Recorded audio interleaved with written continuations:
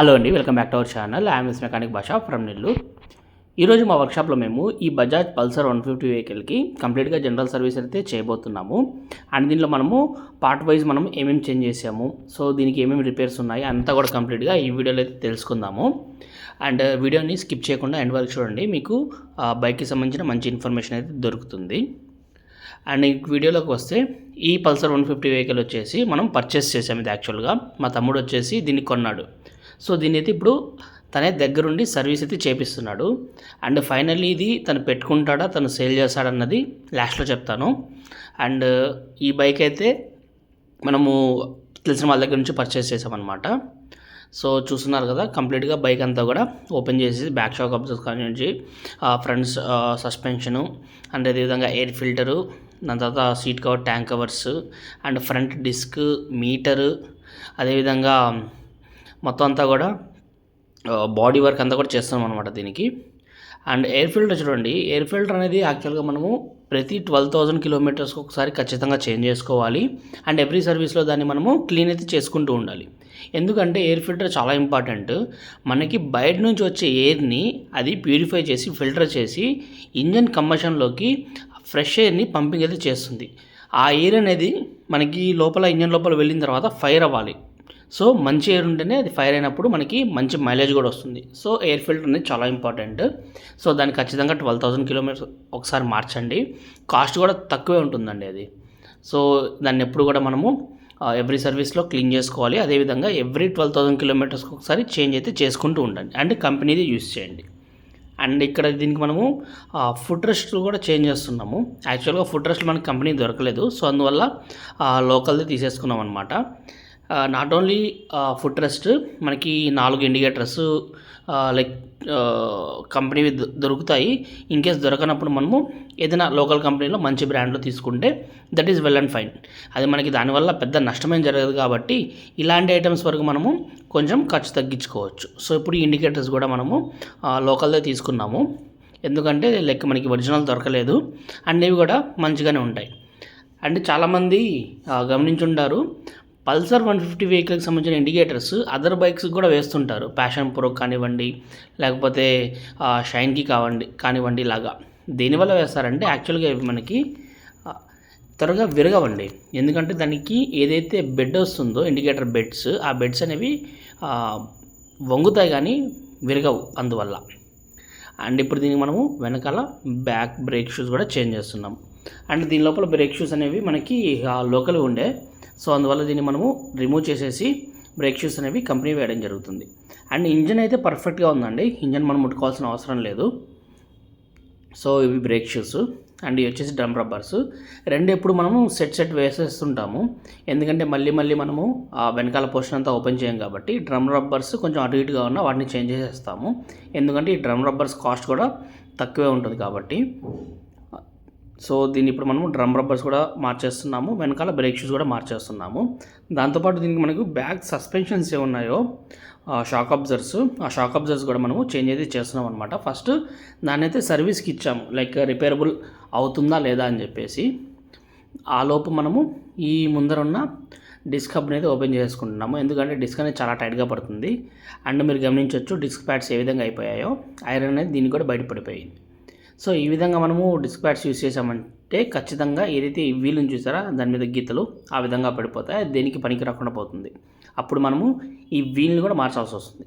So అందువల్ల మీకు ఎప్పుడైనా ఫ్రంట్ బ్రేక్ అనేది యూస్ చేసినప్పుడు కీస్ అని చెప్పి సౌండ్ వచ్చినా, ఏదైనా ఐరన్ రాసుకుంటున్నప్పుడు వచ్చే సౌండ్ వచ్చినా కానీ ఖచ్చితంగా దానికి ఫస్ట్ మీరు బ్రేక్ ప్యాడ్స్ అనేవి చెక్ చేయించి బ్రేక్ ప్యాడ్స్ అనేవి చేంజ్ చేసేయండి, అదే బెటర్ అనమాట. అండ్ చాలామంది మన వర్క్షాప్కి కాల్ చేస్తున్నారు దేని గురించి అంటే ఈ ఫ్రంట్ బ్రేక్ దాని గురించే. చాలామంది దీన్ని కంప్లీట్గా షోరూమ్కి తీసుకెళ్తే పైన డిస్క్ గడ్డ, కింద ఉన్న డిస్క్ది క్యాలిబర్ మొత్తం అంతా చేంజ్ చేసేయండి అని చెప్తున్నారు. దాన్ని రిపేర్ అయితే చేయట్లేదని చెప్పేసి ఫస్ట్ మనం ట్రై చేయాలి. యాక్చువల్గా దీన్ని మనము రిపేర్ చేసుకోవచ్చు, ఇంకా దేనికి పనికిరాదు ఇంకా అవ్వట్లేదు అన్నప్పుడు మాత్రమే కొత్తది వేసుకోవాలి, కానీ దీన్ని మనం రిపేర్ అయితే చేసుకోవచ్చు అనమాట.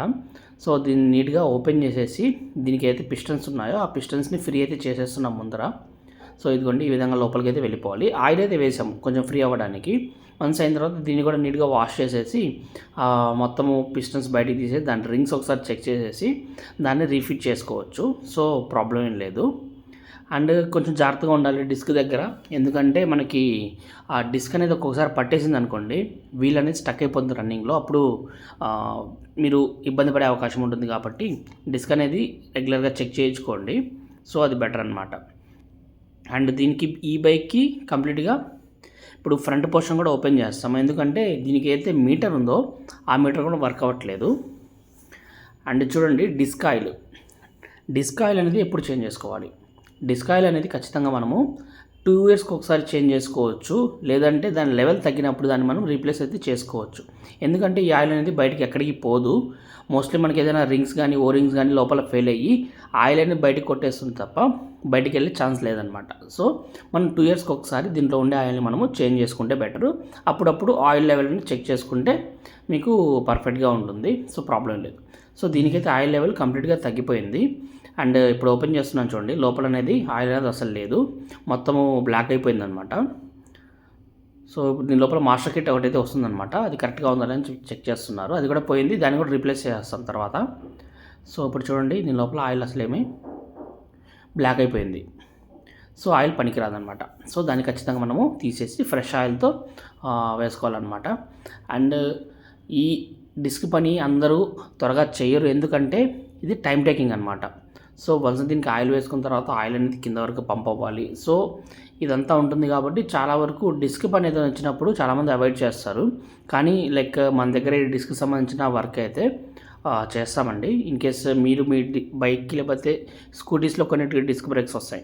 సో ఇవి చేయించుకోవాలనుకుంటే మాత్రం ఖచ్చితంగా మన వర్క్షాప్ని విజిట్ చేయండి. అండ్ చాలామంది మన వర్క్షాప్ అడ్రస్ కూడా అడుగుతున్నారు. మన వర్క్షాప్ అడ్రస్ వచ్చేసి బాబు ఆటో వర్క్స్, అండ్ మీ బ్యాక్గ్రౌండ్లో కనిపిస్తుంది కదా హోటల్ రియాజ్ అని చెప్పేసి, హోటల్ రియాజ్కి ఆపోజిట్లోనే ఉంటుంది మన వర్క్షాపు. అండ్ ఈ స్ట్రీట్ నేమ్ వచ్చేసి ఆచార్య స్ట్రీట్. అంటే మనకి ఓల్డ్ పోస్ట్ ఆఫీస్ రోడ్ అని కూడా అంటారు. మనకి విఆర్సీ దగ్గర నుంచి త్రూ వర్డ్స్ కృష్ణ చైతన్య కాలేజ్కి వచ్చేటప్పుడు కార్నర్లోనే మన షాప్ అయితే ఉంటుంది. అండ్ కాంటాక్ట్ నెంబర్ కూడా నేను డిస్క్రిప్షన్లో ఇచ్చాను. అండ్ అదేవిధంగా చాలామంది కామెంట్స్లో అడుగుతున్నారు, వాళ్ళకు కూడా నెంబర్ షేర్ చేస్తున్నాను, కాల్ చేయడానికి అయితే ట్రై చేయండి. సో ఇప్పుడు చూస్తున్నారు కదా, దీనికి లాక్ సెట్ కూడా చేంజ్ చేస్తున్నాము. లాక్ సెట్ చాలా ఇంపార్టెంట్. ఈ మధ్యకాలంలో చాలా వరకు బైక్ థెఫ్ట్స్ అనేవి ఏ కీ పెట్టినా తిరిగిపోయే బైక్స్ అనేవి ఎత్తుకెళ్ళిపోతున్నారు. లాక్ సెట్ అనేది చాలా ఇంపార్టెంట్. మనకి కొన్నిసార్లు ఈ లాక్ లోపల లివర్ సరిగిపోయినప్పుడు మనం ఏ కీ పెట్టినా కానీ సింపుల్గా బైక్ తిరిగేస్తుంది, కీ ఆన్ అయిపోతుంది. సో దానివల్ల మనకి దొంగలు దాన్ని ఎత్తుకుపోయే అవకాశాలు చాలా ఎక్కువ. కాబట్టి ఈ లాక్ సెట్ని గమనించుకుంటూ ఉండండి, ఏదైనా కీ పెట్టినప్పుడు తిరుగుతుందా లేదా అని చెప్పేసి. మోస్ట్లీ మనకి పైన డోర్ ఉంటుంది కదా, కీ మనం తీసినప్పుడు డోర్ ఒకటి వస్తుంది పైన, ఆ డోర్ అనేది కరెక్ట్గా వస్తుందా లేదా, ఏదైనా కీ పెడితే తిరుగుతుందా లేదా అని చెప్పేసి ఒకసారి చెక్ చేసుకోండి. ఓకేనా. అండ్ ఇప్పుడు దీనికి మనము ఇండికేటర్ సెట్ చేస్తున్నాము, అదేవిధంగా బల్బు. అండ్ చాలామంది కస్టమర్స్ లైక్ ఎల్ఈడి ప్రిఫర్ చేస్తారా లేకపోతే హాలోజన్ ప్రిఫర్ చేస్తారా అని చెప్పేసి అడుగుతున్నారు. నా చాయిస్ అయితే ఎప్పటికి కూడా హాలోజనే. అండ్ ఎల్ఈడి చాలా తక్కువ మందికి సజెస్ట్ చేస్తుంటాను, ఎందుకంటే లైక్ పొలాల్లో గట్రా తిరిగే వాళ్ళకి, కొంచెం లాంగ్ పల్లెటూరులో తిరిగే వాళ్ళకి ఎల్ఈడి వేసుకోమని చెప్తాను. ఇన్ కేస్ సిటీలో ఉంటే హాలోజన్ ఈజ్ బెటర్ అండి. సో ఇప్పుడు దీనికి కంప్లీట్గా మనము బాడీ పోర్షన్ వర్క్ అంతా కూడా కంప్లీట్ చేసుకున్నాము.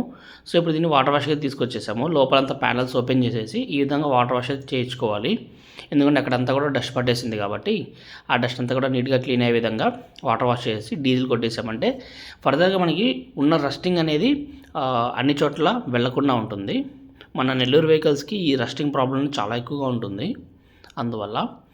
అండ్ దీనికి ఇప్పుడు ఫోమ్ వాష్ అయితే చేపిస్తున్నాము. ఇంత రెడీ చేయించుకుని మా తమ్ముడు లైక్ ఈ బైక్ని లైక్ చాలా ఇష్టపడి కొనుక్కున్నాడు, మొత్తం చేయించుకున్నాడు. కానీ ఎండ్ ఆఫ్ ద డే తన మైండ్ సెట్ మారిపోయింది. మళ్ళీ అక్కడ ఆల్రెడీ గ్లామర్ హైదరాబాద్లో ఉంది తను యూజ్ చేసుకోవడానికి, మళ్ళీ బైక్ తీసుకెళ్ళడం అంతా ఎందుకు అని చెప్పేసి ఈ బైక్ని ఇక్కడైతే సేల్ చేసేసారు. సో చాలా ఇష్టంగా చేయించుకున్నాడు ఈ బైక్ని.